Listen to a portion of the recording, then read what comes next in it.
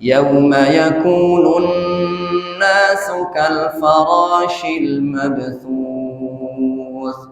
وتكون الجبال كالعهن المنفوش فأما من ثقلت موازينه فهو في عيشة راضية وأما من خفت موازينه فأمه هاوية وما أدراك ما هي نار حامية. Allahumma rahmana bil Quran. Mudah-mudahan Allah rahmati kita melalui berkah Al-Quran. Kalau tidak salah ingat, bulan yang lalu dalam 1 jam kita membahas 2 ayat saja. 2 ayat selesai 1 jaman, yakni ayat ke-6 dan ke-21. Fa amma man thaqulat mawazinuhu fahuwa fi 'ishatir radiyah. Ngemeng-ngemeng mungkin 5 menit saja sebelum bahas ayat berikutnya, ayat ke-8, wa amma man khaffat mawazinuhu. Mohon izin murojaah, nanya panjenengan, ilmu bulan yang lalu masih nyentel atau sudah digondol angin? Jadi, alhamdulillah digondol angin. Belum apa-apa sudah jawabannya digondol angin. Amalan-amalan yang secara rinci pernah disampaikan Nabi besar Muhammad sallallahu alaihi wasallam mampu mengangglekan mizan akhirat. Mizan itu kan gedene lebih gede daripada langit 7 kali ditambah bumi 7 kali. Sudah pernah kita sampaikan hadis sahihnya.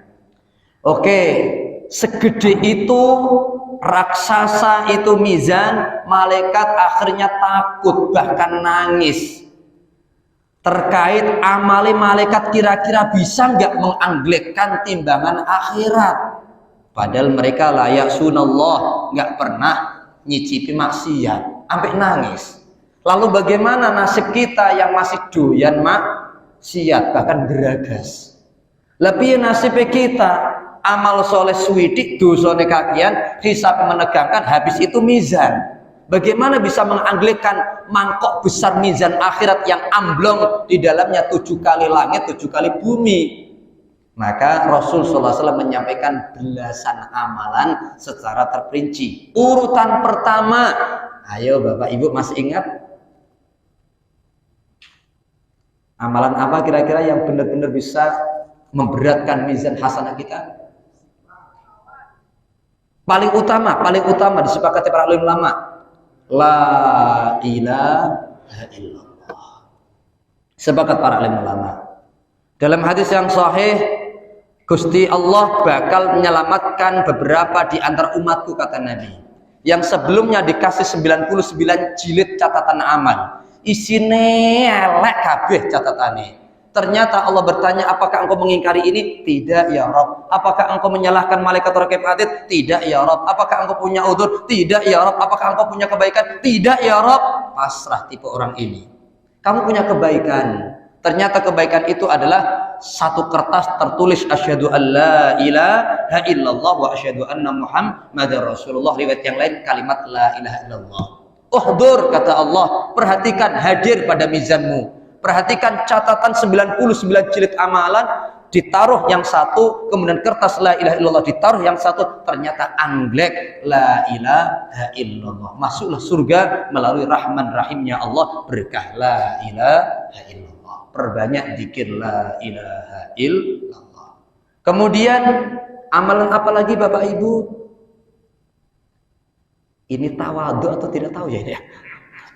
Aduh, digondol angin beneran gak ya ini? Yang kedua, oke, gak ada salahnya 5 menit murjaah. Yang kedua, zikir alhamdulillah, tamlaul mizan. Rasul menyampaikan tamlaul mizan, memenuhi timbangan hasanah kita. Yang ketiga, syukur-syukur subhanallah, kemudian baru alhamdulillah. Maka ditambah lagi pahala itu memenuhi antara langit dan bumi, kata Rasulullah SAW. Kemudian yang keempat adalah Allahu Akbar. Lantaran Kanjeng Nabi sallallahu alaihi wasallam pernah menyampaikan bah, yang artinya wow. 5 hal itu sangat memberatkan mizan seorang mukmin. Apa itu ya Rasulullah? Pertama, la ilaha illallah, subhanallah, alhamdulillah, Allahu akbar. Yang kemudian yang kelima disebutkan dalam satu hadis, orang tua yang ditinggal mati anak solehnya, lalu ia sabar mengharapkan pahala dari Allah, itu sangat memberatkan mizan akhirat. Baru 5. Kemudian apa lagi ya Rasulullah? Wahai Juwairiyah, kata Nabi yang ke-6, ono dzikir 4 kalimat, ulangi 3 kali ya. Pahala ini itu memberatkan mizan akhirat, bahkan lebih daripada besar-besarnya gunung yang ada di dunia. Kalimat itu apa wahai Rasulullah? Subhanallah wa bihamdihi adada khalqihi wa ridha nafsihi wa zinata arsyihi wa midada kalimatihi. Sudah hafal semuanya ya? Alhamdulillah belum hafal. Yang penting sudah disampaikan. Oh, kemarin nggak tahu, sekarang lupa. Podo ae, ora apa-apa, sing penting ngaji. Yang ke-7 apalagi? Banyak lagi, yaitu Rasulullah SAW menyampaikan zikir selesai sholat 5 waktu. Subhanallah berapa kali? 10 kali. Hamdalah 10 kali. Takbir 10 kali. Kata Nabi SAW. Itu 30 kali 5 waktu, 150 minimal mizan mukmin, kata harus disebutkan mizan oleh Rasulullah. Pada timbangan mukmin minimal 1500. Karena Rasulullah menyinggung-nyinggung mizan, makanya para alim ulama memperinci amalan-amalan yang bisa memberatkan mizan. Ditambah lagi apa? Yang ke-8. Sebelum turu tidur, tasbih 33 kali, hamdalah 33 kali, takbir 34 kali. Hadis ini riwayat Imam Ahmad dari Abdullah bin Amr bin al-As radhiyallahu anhuma. Rasulullah sudah mengenas, menstempel 2 amalan ini sangat ringan. Minimal kan 10 kali, 10 kali, 10 kali habis sholat fardu dawam, bukan hanya milih maghrib toktil, yang lain tidak zikir, tidak, dawam. Karena Rasulullah SAW menyampaikan la yuhafidhu alaihima, ono seseorang mendawamkan atau muhafadzah kepada 2 amalan itu kecuali dakhalal jannah, masuk surga orang itu. Ujung-ujungnya baru menyinggung tentang mizan. Itu hal yang ringan, tapi sedikit sekali umatku yang mengamalkannya, yang mendawamkannya. Kata Nabi sudah disumpah seperti itu. Amalannya ringan, minimal 10, 10, 10. Paling bagus berapa Ustaz? Ya 33, hamdalah 33, takbir 33, kemudian disempurnakan 100, la ilaha illallah wahdahu, dan seterusnya. Itu kan masyhur sekali. Itu yang terbaik. Ini minimal yang terbaik 10, 10, 10. Lah terus kenapa kok sedikit sekali umatmu yang bakal mendawamkan itu? Kan sepele ya Rasulullah. Tanya Sayyidina Abdullah ibn Amr ibn al-As. Rasulullah SAW pun menjawab, setan, balik-balik setan datang pada sholat kalian, belum juga sholat, tengah sholat, selesai sholat, setan hadir, godaannya lembut sekali. Wa yudzakiru hajatan dunya, setan itu mengingatkan benak seseorang, baru selesai assalamualaikum warahmatullah, eling urusan-urusan dunya. Lalu ia dibikin buru-buru meninggalkan tempat tanpa selesai berzikir. Ada di sana, di masjid sana ada, ngaku pengennya 33 kali la ilaha illallah sekali, niatnya sambil jalan. Sudah diniati demikian, sambil jalan bisa insya Allah. Tiba-tiba keluar pintu, assalamualaikum bro, bagaimana kabarnya? Alhamdulillah sehat. Ngobrol, apalagi kalau ada kopi rokok, wah lali dikiri. Itu di sana. Kalau di sini insya Allah tidak beda insya Allah. Setan Pak. Lanjut ke ini. Adapun bagaimana tentang 33 kemudian 34 takbirnya sebelum menjelang tidur? Rasulullah menyampaikan, ya'ti ahadakum fi manami setan lagi-lagi datang. fayunawwimuhu qabla an yakulaha, dibikin ngantuk sampai tidur pules ngorok sebelum selesai wiridani. Panjenengan ngalami atau tidak? Iya. Baru juga bismika Allahumma amutu wa ahya, langsung turu. Belum juga dikir-dikir yang lain. Padahal wiridani Rasulullah banyak sebelum tidur. Tidak panjang kalam. Yang kesembilan, dalam hadis At-Tirmidzi seperti ini, tidak ada yang lebih memberatkan timbangan akhirat daripada akhlak yang baik. Yang ke-10 adalah menjadi sebab musabab apapun kebaikan. Ngantar orang supaya bisa taklim atau memfasilitasi apapun, mungkin nggak bisa hadir di taklim ini tapi menyediakan kursinya, menyediakan karpetnya, membersihkan bla. Ini juga bagian daripada sangat memberatkan mizan akhirat. Tidak panjang kala, masih ada waktu 40 jam ke depan insyaallah. Ayat ke-8, wa amma man khaffat mawazinuhu. Adapun orang yang ringan timbangannya.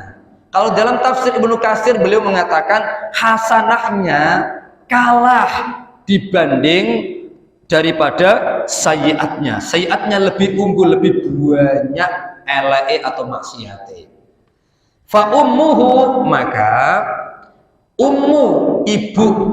ibunya, induknya, tempat tinggalnya, tempat rujuke, tempat mulih dibahasakan oleh Gusti Allah induk ibunya. Karena rata-rata anak ya ora ke tempat yang lain tapi ke tempat induknya. Nah, tempat rujuke, tempat pulangi orang yang ketika mizan kok yang angglek ternyata sayyiat, kemudian ngambang ke atas yang hasanat. Lah itu loh, tidak lain tak bukan adalah fa ummuhu hawiyah, neraka hawiyah.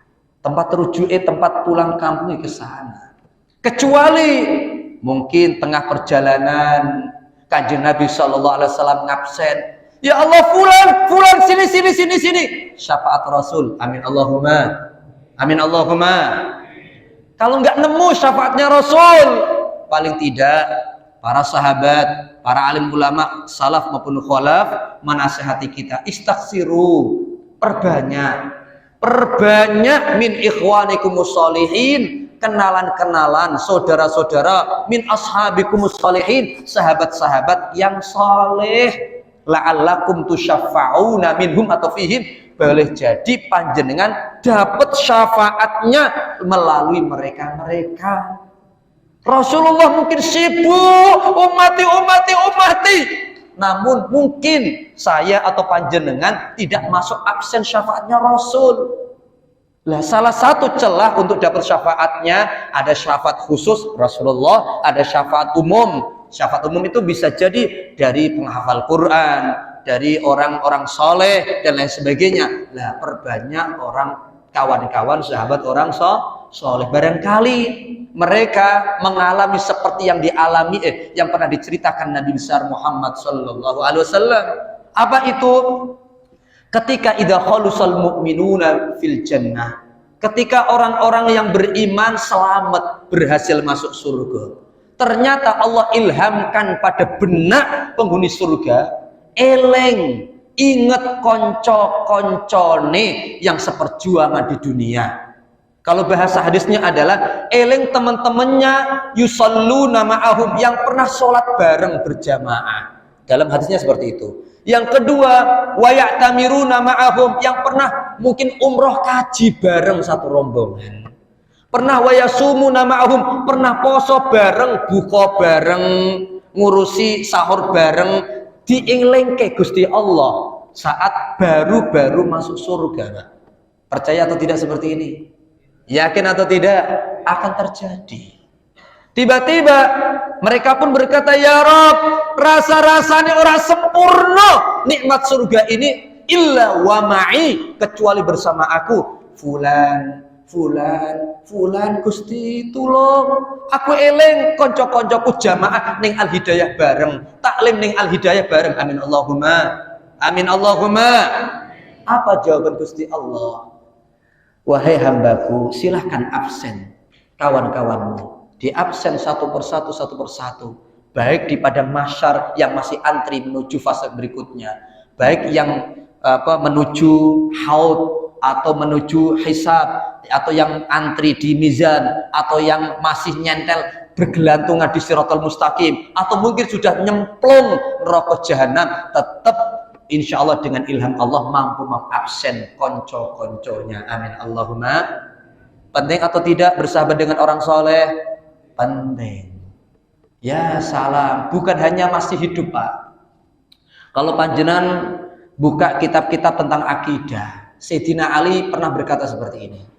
Aku diperintahkan oleh kami, bahasanya kami diperintahkan oleh Kanjeng Rasul Shallallahu Alaihi Wasallam untuk mengkuburkan saudara-saudara kami fi buqa'is sholihin, di tanah-tanah kuburan orang-orang soleh. Kata siapa Bapak Ibu? Sayyidina Ali radhiyallahu anhu. Kalau ngubur kaum muslimin, mukminin dikubur di daerah kawasan kuburan memang orang-orang mukmin, ojo campur aduk. Jangan, lebih-lebih pilih orang-orang soleh. Nah terus Sayyidina Ali nanya, ya Rasulullah Sallallahu Alaihi Wasallam, emang apakah ngefek dikubur di samping orang soleh atau bukan orang soleh?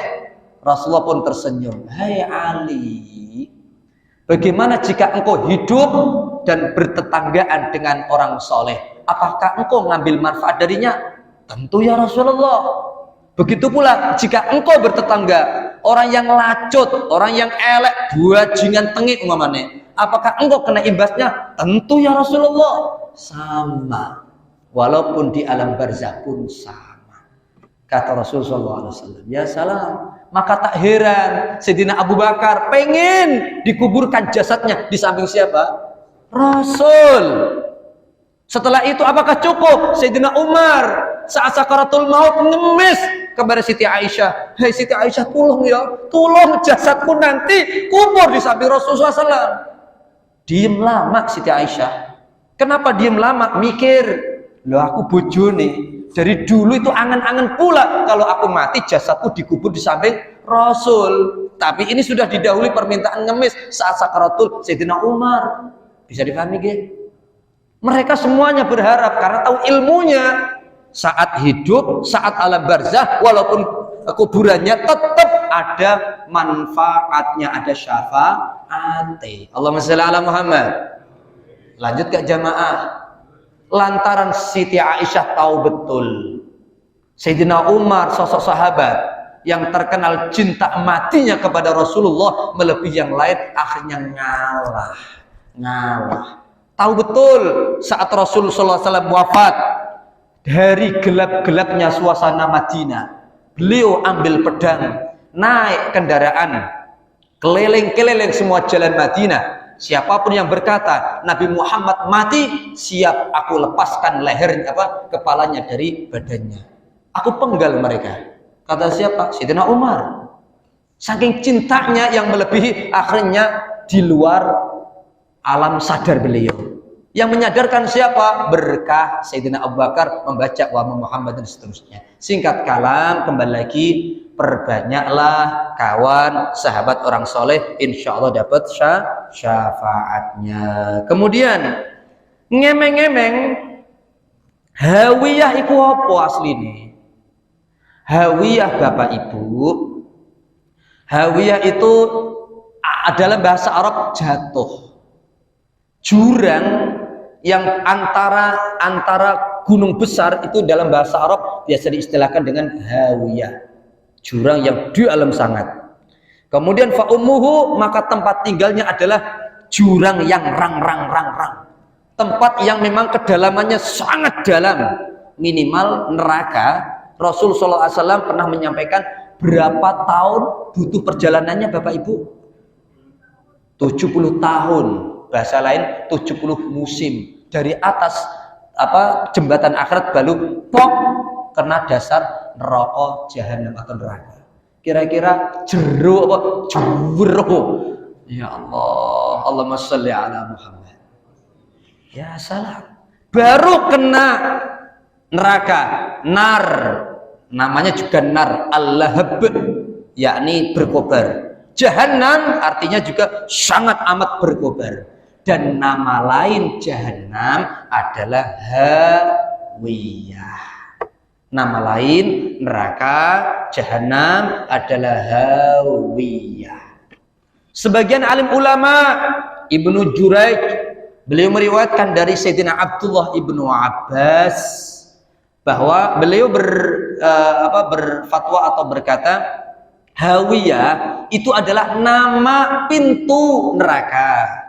Sekali lagi, yang pertama, kalau panjenengan buka kitab-kitab tafsir Al-Quran, pendapat pertama, Hawiyah nama lain daripada ya neraka. Ono Jahannam, Ladha, itu nama-nama neraka termasuk Hawiyah. Tapi pendapat yang lain ada tidak. Neraka ya neraka, nar, akan tetapi neraka sendiri itu memiliki 7 pintu. Dalam surah Al-Hijr ayat 44, laha sab'atu abwab likulli babin juz'um maqsum. Neraka itu memang memiliki 7 pintu, kata Al-Quran Al-Hijr ayat 44. Dan bagian pintu masuk siapa, golongannya siapa, komunitas siapa, itu sudah dipatenkan, ada golongan masing-masing. Na'udzubillah min dzalik. Lah bagaimana bahasa Imam Ibnu Abbas dan bahasa Sayyidina Ali, neraka pintunya bukan berjejeran, tapi atas Jahannam, bawah lagi Ladha, tingkatan lagi di sini Hatomah, di bawahnya lagi Sa'ir, di bawahnya lagi Sakor, di bawahnya lagi ada Jahim. Di bawah mentok paling bawah adalah Hawiyah. Bisa dipahami nggih? Itulah 2 pendapat atau 2 data dalam kitab-kitab tafsir tentang fa ummuhu Hawiyah. Ada yang berkata, sebagian tabi'in, kenapa neraka disebut Hawiyah atau pintunya disebut Hawiyah? Lantaran di samping kedalamannya, jurang kedalamannya memang sangat dalam. Kedua alasannya, orang yang jatuh dan calon penghuni melalui pintu Hawiyah adalah sirai duluan yang di bawah. Paham nggih? Sirah itu apa ya? Ya, kepala bukan kelapa. Allahumma shalli ala Muhammad. Nah, itu disebut Hawiyah. Wa ma adraka ma hiya?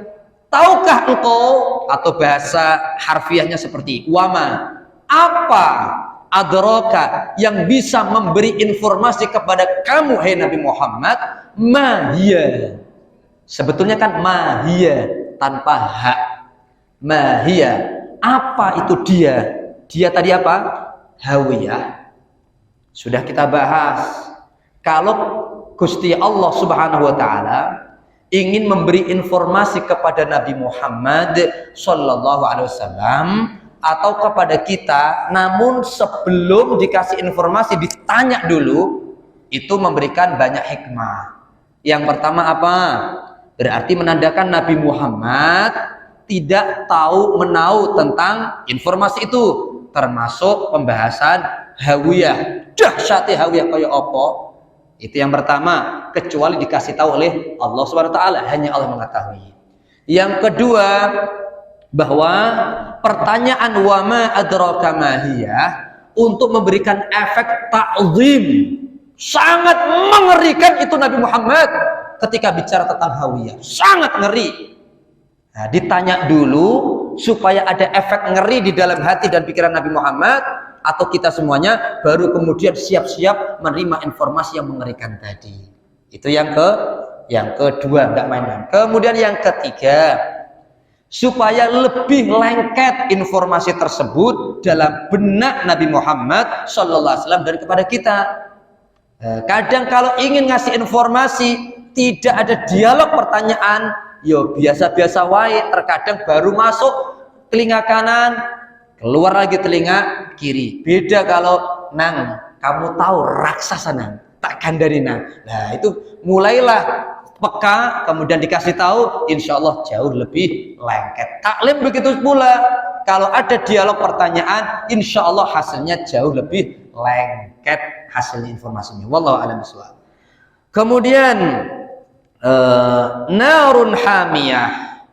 Kalau Bapak Ibu membaca riwayat Hafiz atau Syu'bah qiraatnya Imam Asim Ibnu Abi Nujud Al-Kufi, kebetulan pengen disambung, mohon izin pengen disambung ayat 10 dan 11, haknya hak sukun, hak saktah, kalau dalam ilmu qiraat namanya hak saktah, tetap harus dibaca.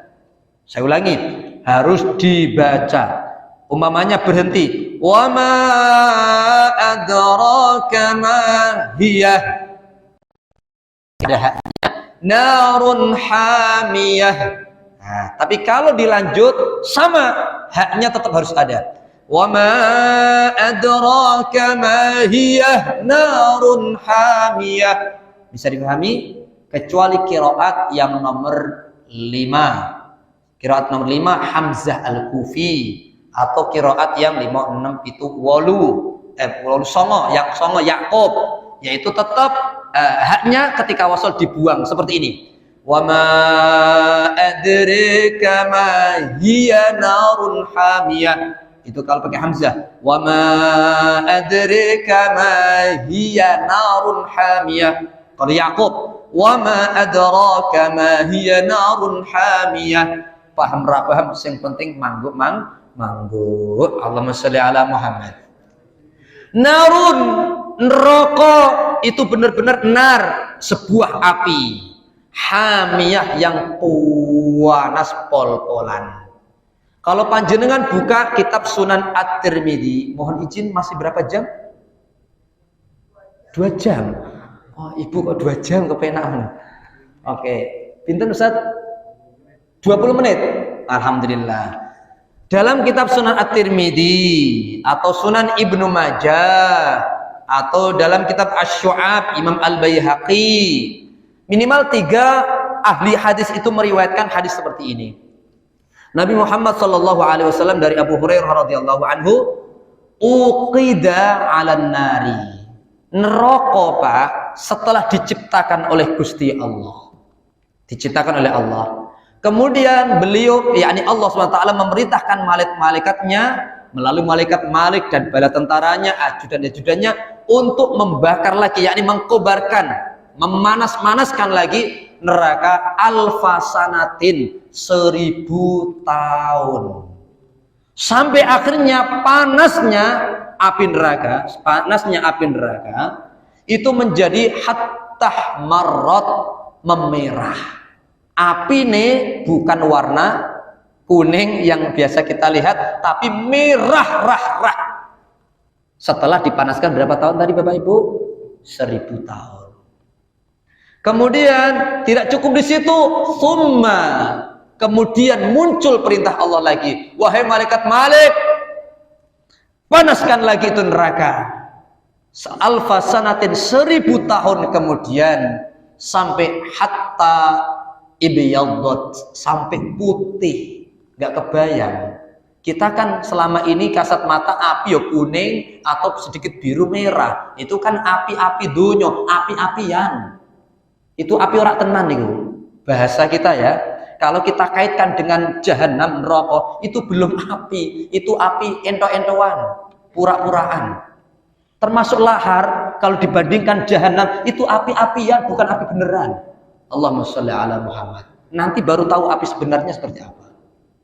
Lanjut gak ini? Memang kebetulan pembahasannya narun hamiyah, mau nggak mau ya kita bahas api. Koyo opo? Ini kan hanya apinya sangat panas. Tapi panasnya koyo opo? Perlu saya kombinasikan dengan hadis-hadis yang lain supaya ada wawasan ilmunya. Setelah 2000 tahun menjadi hatta ibyaddat, summa uqida 'alaiha alfa sanah. Dipanaskan lagi perintah Allah Subhanahu wa taala selama 1000 tahun sampai berubah hatta iswadat, sampai benar-benar ireng. Lah, puncak-puncaknya panas adalah ireng, bukan ireng yang kebul-kebul koyok neng donya, belum, itu pura-puraan Pak kalau di jahanam.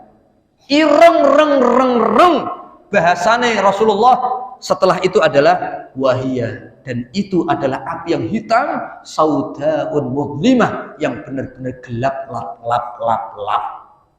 Kalau di dalam riwayat Imam Ahmad Ibnu Hanbal radhiyallahu rahimahumullah taala, kalimatnya wahia sauda, dan itu benar-benar gelap, hitam gelap, kalailil mudlim, seperti malam yang gelap gulita.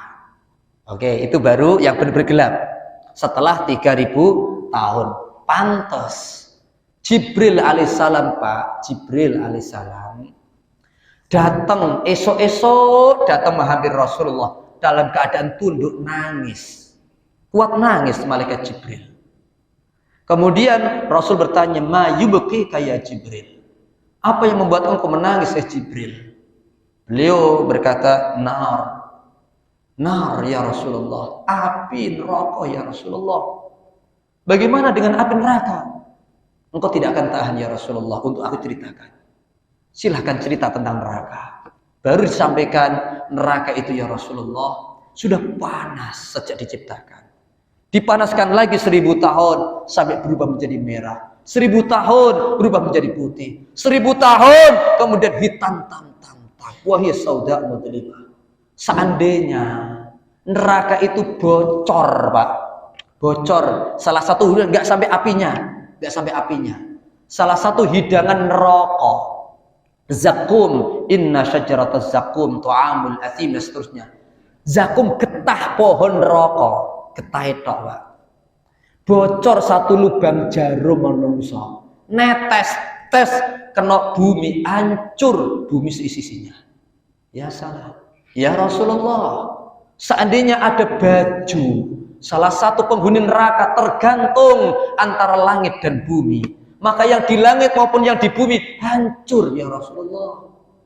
Seandainya ada satu penghuni neraka sebentar dikeluarkan, ditaruh di timur, maka sampai yang ujung barat akan binasa ya Rasulullah sallallahu alaihi wasallam. Yakin atau tidak dengan panasnya neraka jahanam? Mohon maaf, mungkin saya perlu sampaikan apa yang disampaikan Nabi Muhammad sallallahu alaihi wasallam, riwayat Imam Bukhari maupun Muslim nomor 2843 dan Bukhari 3268. Narukum, dari Abu Hurairah radhiyallahu anhu. Narukum, api kalian, bukan naruka, apimu di rumahmu toktil, tidak, tapi narukum kum. Api nih orang Saudi dicampur api nih orang seluruh yang ada di jagat raya, termasuk panas-panasi lahar, panas-panasi timah, panas-panasi apapun benda panas yang ada di dunia, dikumpulkan jadi satu, panas, suhu panasnya itu adalah hadhil lati yuqidu ibnu Adam, di mana ibnu Adam biasa kepanasan atau make panas tersebut juz'un wahidun, riwayat yang lain juz'un, itu adalah satu bagian saja. Sak panas-panase gabungan dari seluruh panas yang ada di dunia ini, itu hanya satu bagian min daripada sab'ina juz'an, dari 1/70 kali panas min harri jahannam, panasi jahannam. Makanya dari hadis ini mohon izin saya sampaikan, sepanas-panasnya api dunia itu ento, belum ada apa-apanya dengan jahanam. Lanjut jamaah, kok meden-medeni wong sampai niki, Pak. Allahumma sholli ala Muhammad. Qalu wallahi in kanat lakafiyatan ya Rasulullah. Para sahabat akhirnya berkomentar, demi Allah ya Rasulullah, padahal satu bagian panas dari jahanam 1/70-nya yang dibagi dari panas-panasnya sak donya iki, itulah kafiyah, sungguh sudah sangat cukup panas ya Rasulullah. Rasulullah berkata, qala fa innaha, sesungguhnya dia jahanam, fuddilat, diutamakan, dilebihkan, alaiha, atas atau daripada api dunya. Riwayat yang lain bukan alaiha, alaihinna, sehingga para alim ulama berkata Arti narukum, api kalian itu ya benar-benar api satu komunitas dari seluruh panasnya api-api yang ada sedunia, bukan hanya satu orang saja. Karena riwayat yang lain fudilat alaihinna, bahwa panasnya jahanam itu dilebihkan daripada seluruh panasnya dunya. Niranid dunya adalah bitis atin wasittina juz'a, melebihi 67. Tadi kan 70 sepernya, tadi 1/70-nya satuannya tadi dibagi panas sak donya, selebihnya 67 adalah bagian semua neraka jahanam. Tak heran Pak Bu, alhamdulillah masih hidup semuanya, mudah-mudahan panjang umur. Ada satu riwayat tambahan, kalimatnya sama tapi di riwayat Imam Ahmad, Imam Ibnu Hibban, dari Ibnu Abbas ada tambahan seperti ini, lebih-lebih dari Imam Rozin. Walau anna ahlan nari asabu narakum hadhihi lanamu fiha. Ini yo dua dasar kedua yang saya sampaikan. Api kita ini dibandingkan jahanam, api pura-pura, api ento-ento. Karena hadisnya seperti ini, walau dan kalau anna sesungguhnya ahlan nari, penghuni neraka, asabu menemukan, merasakan narakum hadhihi, nar api kalian yang ada di dunia ini, lanamu fiha, maka mereka enak-enakan tidur walaupun dibakar dengan api dunia. Paham maksud saya? Karena tidak ada bandingan sama sekali. Seandainya diganti api jahanam, kemudian diganti sepanas yang paling rendah, yakni gabungan panas seluruh yang ada di dunia ini, maka mereka masih bisa tidur nyenyak. Paham nggak maksud saya? Ini loh ya salah, tidak ada apa-apanya panas api dunia dengan neraka jahanam.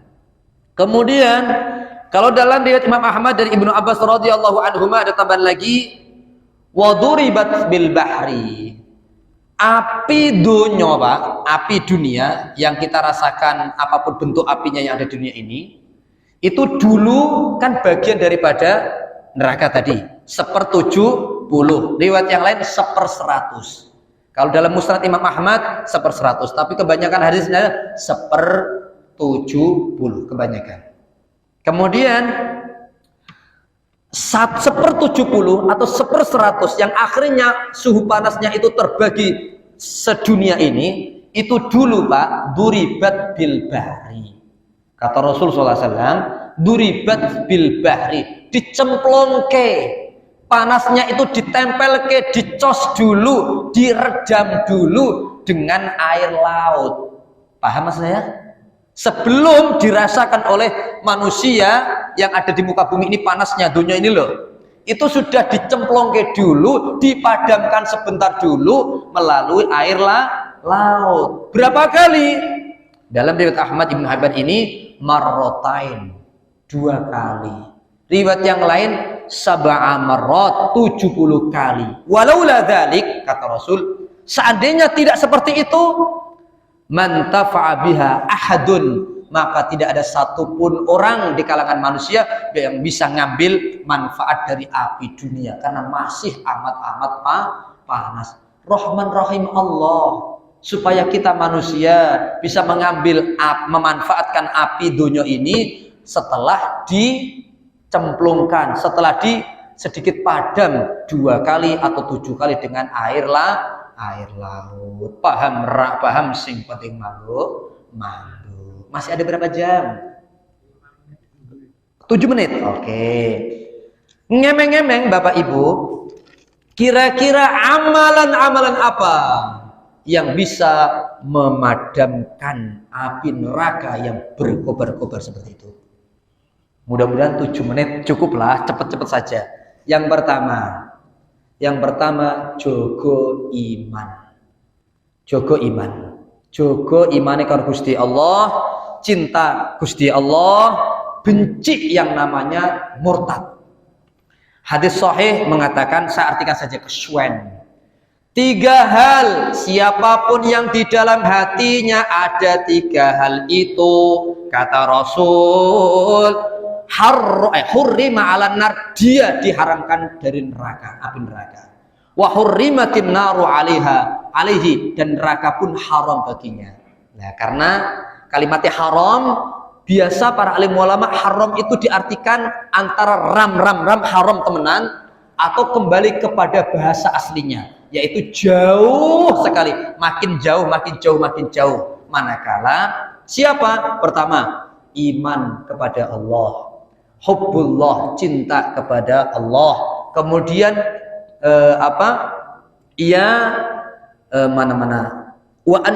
dia dilempar menuju api dunia, kemudian terbakar, itu lebih ia inginkan, lebih ia cintai daripada ia harus keluar dari Islam menuju kekufuran. Kecintaan terhadap akidah Islam itu benar-benar melebihi daripada alias rela dibakarlah daripada harus murtad, bahasa seperti itu. Kemudian yang kedua, jogo sholat 5 waktu, Pak. Jogo sholat 5 waktu. Dalam hadis yang sahih, man hafadha ala shalawatil khams, sapa wonge yang mendawamkan sholat 5 waktu, ojo sampai seperti orang yang ingkar sunnah 3 waktu taktil, ala wudu'iha, berdasarkan wudune, orang ecek-ecekan, wudune perhatikan, wa mawaqitiha, waktune diperhitungkan, tidak suka ngundur-ngundur waktu, apalagi sholat kodok terus menerus, naudzubillah. Yang ketiga, rukuknya diperhatikan, sujudnya diperhatikan, yaraha haqqan lillahi alaihi, orang yang melakukan itu menganggap itu hak Gusti Allah, wajib bagi aku, harramallahu 'alan nar, Allah haramkan dari neraka. Jaga salat 5 waktu. Kemudian serta syarat-syarat tadi yang saya sampaikan. Yang ke berapa? 3. Menjaga mendawamkan 4 rakaat sebelum duhur, 4 rakaat setelah duhur. Hadis Bukhari At-Tirmidzi. 4 rakaat itu apa namanya? Qobliyah dan ba'diyah. Kalimat Rasul di ujungnya adalah harramallahu alaihi 'alan nar, Allah haramkan orang itu dari neraka. Kalau dalam bahasa minimal, makin jauh jarak orang itu dari neraka Allah. 4 rakaat, 2 rakaat qobliyah lillahi ta'ala, salam. Kemudian sholat lagi, qobliyah, duhur, kemudian salam. Maksud seperti itu, 2 rakaat, 2 rakaat. Dalam kitab Al-Minhaj, kitab karangan Imam Nawawi rahimahullah ta'ala. Kemudian, ba'diyah maupun qobliyah, 4 rakaat, 4 rakaat, 2. Yang berapa lagi, Ustaz? 4, yang keempat. Orang yang berdoa 3 kali dijauhkan dari neraka Allah. Allahumma ajirna minan nar, Allahumma ajirna minan nar, Allahumma ajirna minan nar. Itu salah satu doa wirid dari Rasul setelah sholat. Diulangi 3 kali.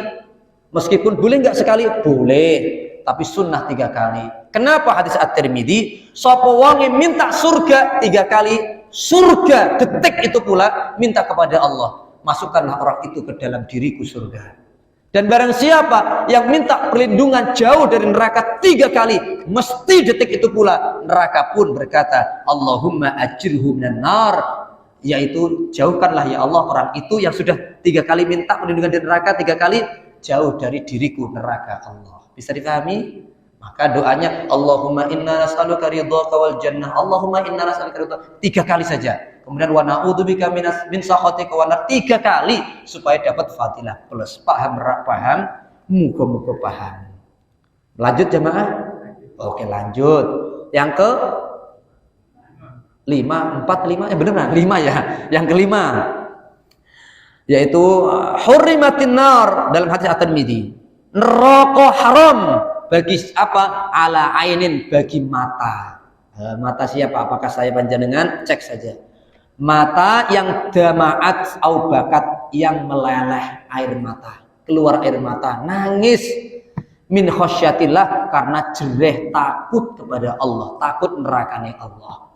Sering mikirin dosa, eling muhasabah dosa-dosanya, lalu bisa meneteskan air mata. Itu loh tipe mata yang sadar atau tidak sadar memadamkan api neraka Allah. Amin Allahumma amin. Sering-sering nangis karena dosa dan takut kepada Allah.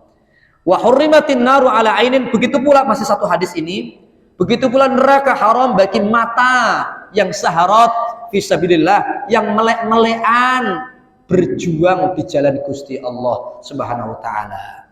Kemudian kalau di hadis yang lain ketiga, ada 3 mata yang bisa memadamkan air mata yang bisa memadamkan api neraka Allah tadi. Mata yang menangis karena khosyah, yang kedua mata yang berjaga-jaga melek-melekan perjuangan fisabilillah, yang ketiga mata yang suka menundukkan dari pandangan yang haram di sisi Allah Subhanahu wa taala. Berat Pak, baru keluar 2 meter 3 meter cabe-cabean ora katokan wis mbuh ra karuan. Apalagi dengan segala medsos, lagi-lagi ujian. Kalau ingin mata saya dan panjenengan haram melihat neraka, melihat neraka loh haram Mbak, apalagi nyicipi, maka pastikan yuk ikhtiar bareng-bareng. Mata ini sering menangis, mata ini sering berjaga fisabilillah, mata ini sering menundukkan daripada sesuatu yang diharamkan Allah. Amin Allahumma amin. Karena memang maaf, terakhir tanda-tanda sifat-sifat penghuni surga, bidadari surga, qasiratut tarfi, suka menundukkan pandangannya. Dan itu nasihat buat kita, tundukkan pandangan supaya pantas masuk surga, haram dari neraka Allah. Subhanakallahumma wa bihamdika asyhadu an la ilaha illa anta astaghfiruka wa atubu ilaih. Wassalamualaikum warahmatullahi wabarakatuh.